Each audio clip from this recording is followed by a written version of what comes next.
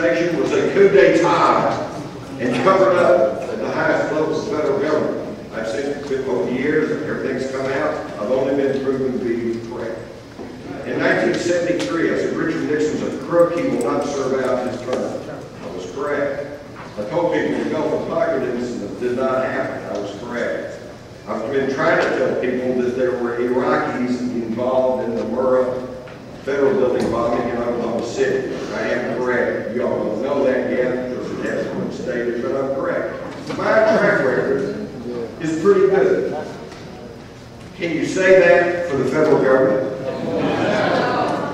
In fact, I'll put it this way. If the federal government of the United States was an individual, none of us would have anything to do with it.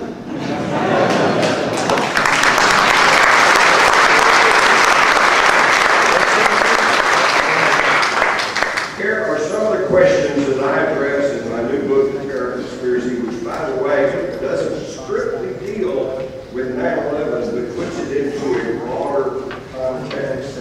When you deal narrowly with 9/11, you can get lost in the forest, staring at the trees, wondering about the melting temperature of steel, the size of the hole at the Pentagon, whether the numbers match, what actually happened to Flight 93 in Pennsylvania, and all of that's important, but you can get lost in that. What you have to do is put it into a context, and the big picture starts coming into focus. Did war game exercises confound our normal defense system? The answer is undoubtedly yes. Because, and yet, we didn't know about this for more than a year. For almost a year, it was all over the internet, and yet they were going, oh, no, that's just the internet, yada, yada, yada, okay? Until Richard Clark, the counterterrorism chief, wrote his book, and within 4 or 5 pages said, when he contacted General Myers of NORAD and said, have you got any interceptors in the air? General Myers replied, well, we're in the middle of a war game exercise. Vigilant guardian. Whoops. Then we learned from the tapes that when the FAA contacts NORAD and says, we've got 4 hijacked aircraft, their first response was, is this real world or the exercise? Most of the interceptors were up in Canada. Everybody was out of position. They had false images called inputs on the FAA radar screens indicating false images of airplanes, some of them even indicating hijacked planes. It totally confused our $400 billion defense system. Did the hijackers? No. Yes, they did, because it's been reliably reported. It was even reported in U.S. News and World Report that the day before, Mohammed Atta had sent an electronic message that was intercepted by the NSA, and he said, the match is about to begin. Tomorrow is 0 hour. He didn't say the jihad, he didn't say the attack, he didn't say the operation, he said the match. The games begin tomorrow, that's when we attack. How could they have known this? We didn't know this. We didn't even know about these games for a year. The 9/11 Commission report only mentioned them in a footnote. How did they know when to launch their attack in coordination with these war game exercises? They could have only known through inside information.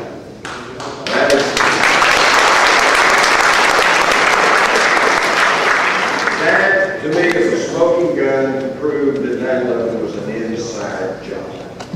Another thing is, we all know that they sent messages in that day's security code saying Air Force One will be next. All right? How did they get those codes? Inside information.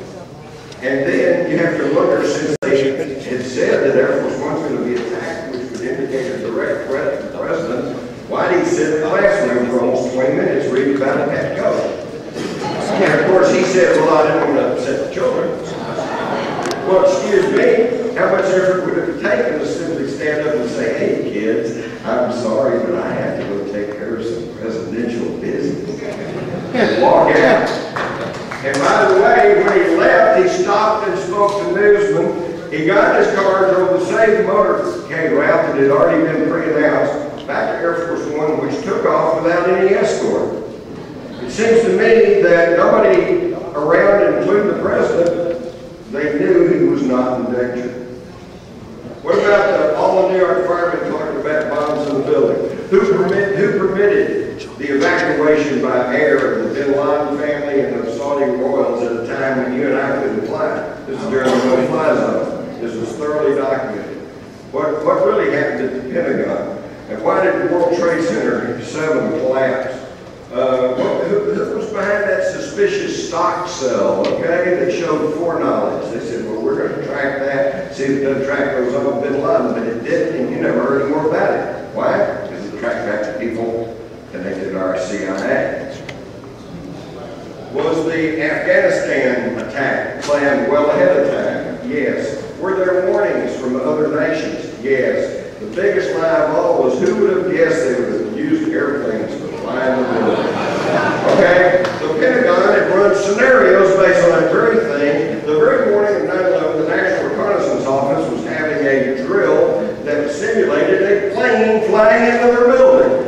And in 1995, an Al-Qaeda cell was busted in the Philippines, and they recovered the plans of Operation Bojinka, which specifically called to hijack airplanes and crash them into prominent structures, specifically naming the World Trade Center. Why was Halliburton allowed to deal illegally with Iraq during the Clinton administration?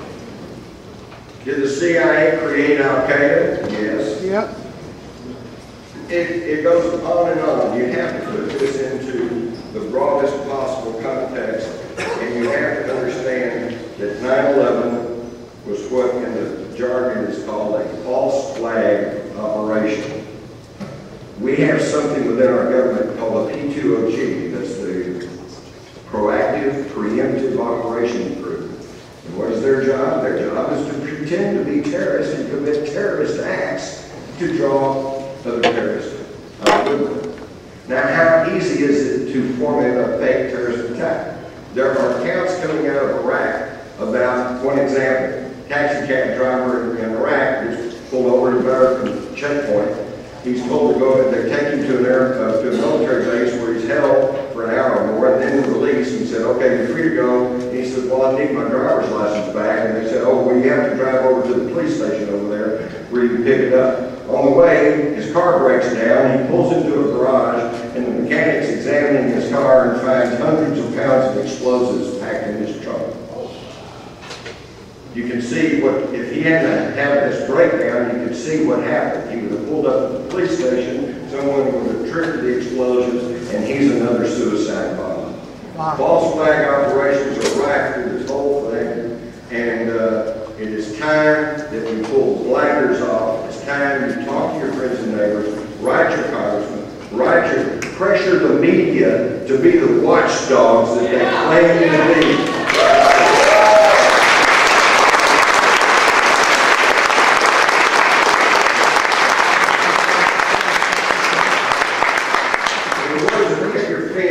In that old movie, just tell them, I'm mad as hell and I'm not going to take it.